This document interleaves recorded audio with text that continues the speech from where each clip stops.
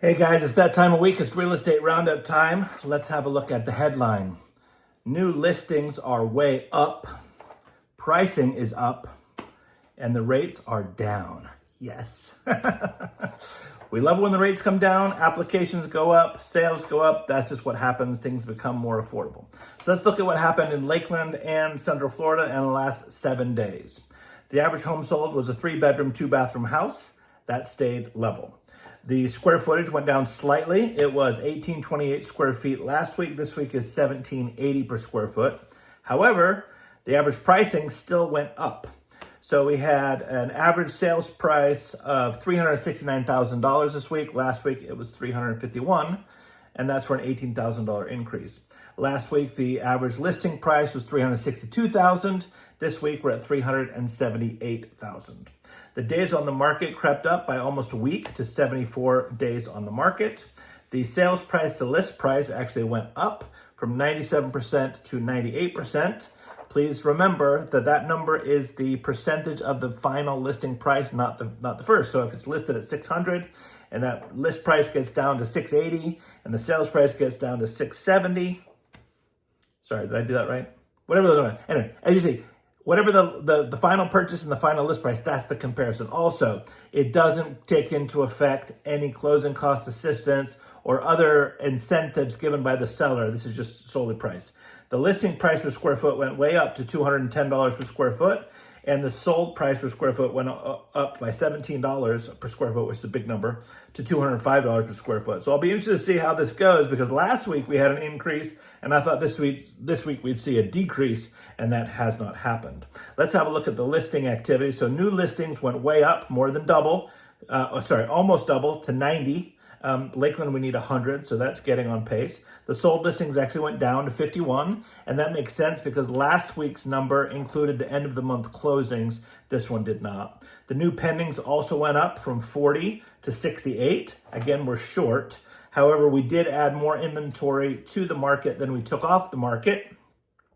And I think that's more of an indicator of the market sentiment, meaning that sellers feel more confident, builders feel more confident, people feel more confident they're putting their houses on the market. They feel like with these changes in rates that they're going to see more turnover, which we're feeling in the market.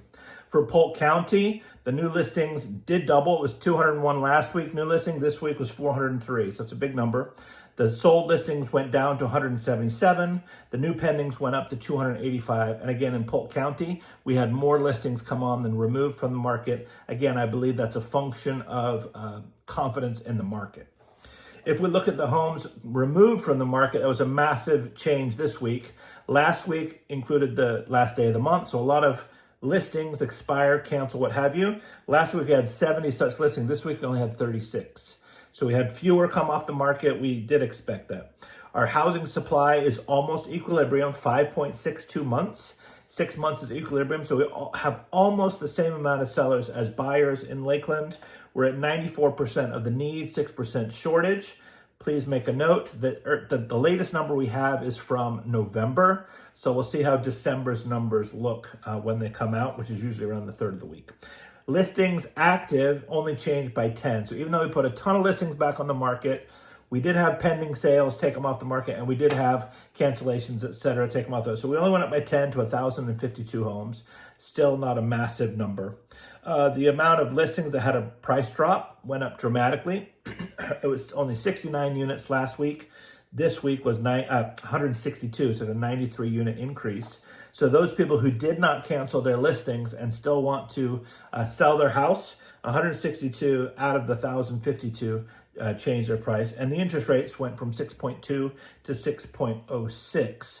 Now, that little number in itself doesn't make a massive difference in your monthly payment, but the psychology of the market, that does affect it. So if we can get those rates slightly below 6%, we're seeing more people come into, because you can do a very minimal expense buy down to get it below 6, and that's really helping people. All right, so that's our update for today. We're here for you if you want to build on your lot, if you want to buy or sell real estate, if you want to remodel, renovate where you live because you love it. We're here for you. Please leave your comments, please subscribe, please share with a friend. We'll talk to you soon.